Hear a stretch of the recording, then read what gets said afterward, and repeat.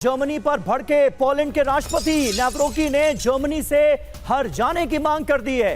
द्वितीय विश्व युद्ध में हुए नुकसान पर यह हर जाना मांगा गया है। तो अभी बयान भी हम सुन रहे थे। भारद्वाज सर, यहाँ पर देखने वाली बात यह है कि एक तरफ जहाँ यूक्रेन लगातार ईयू का सपोर्ट ले रहा है, अमेरिका का सपोर्ट ले रहा है, रूस से जंग की बात कर रहा है, दूसरी ओर अगर यूरोप की बात करें तो दो धड़ों में अब बटे हुए यूरोप के कई देश नजर आ रहे हैं, क्योंकि एक तरफ कुछ बयान दिया जा रहा है तो दूसरी ओर कुछ कहा जा रहा है। इससे तो जो खतरा है या जो नुकसान है वो यूरोप और यूक्रेन को ही होगा। कैसे देखते हैं? देखिए, निश्चित रूप से समीर ने भी ये बात रखी थी कि जो यूरोप में इंटरनल कंटेंशन बहुत स्ट्रांग है। आप टैरिफ वॉर को भी बटा हुआ है कि आप ट्रंप के इशू पे टैरिफ पे भी बटा हुआ है, पहली बात।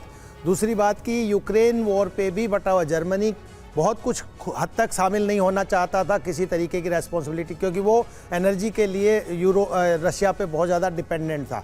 तो बहुत सारे यूरोपियन जो कंट्रीज़ हैं वो भी नहीं चाहते कि रशिया से जो एक एनर्जी सप्लाई चेन बनी हुई थी उसको ख़त्म करके वो अपनी इकोनॉमी को नीचे ले जाए। तीसरा जो है कि जिस तरीके से डिफेंस बजट बढ़ाया नाटो का, उसमें भी लगभग 6%। तो ये जानते हैं कि कौन इसको पूरा कंट्रोल कुछ लोगों के हाथ में, और कुछ लोगों को, कुछ ही कंट्रीज़ को फ़ायदा होगा और कुछ कंट्रीज़ के लिए फ़ायदा होगा। तो देखिए, नंबर ऑफ इश्यूज हैं यूरोप के अंदर, वो एक तरीके से इनको अपने आप में डिवाइड करते हैं। लेकिन जो कलेक्टिवली देखते हैं, चाहे इकोनॉमिक इंटरेस्ट की बात हो या आप थ्रेट की बात हो, अगर थ्रेट रशिया से सबसे ज़्यादा किसी को है तो वो यूके नंबर 1 है। यूके क्योंकि अमेरिका का पिवोटल स्टेट है और इसमें कलेक्टिव रेस्पॉन्सिबिलिटी में यूके भी शामिल है, लेकिन यूरोपियन यूनियन का पार्ट नहीं है। तो बात यहाँ पे आती है कि बड़ा कॉम्प्लेक्स है कि इसमें यूरोपियन कंट्रीज आपस में भी लड़ रहे हैं। आपस में भी जिस तरीके से पोलैंड एक तरीके से सुरक्षा की बात करता है, नाटो की बात करता है, क्रिप्टो न्यूक्लियर पावर की बात करता है,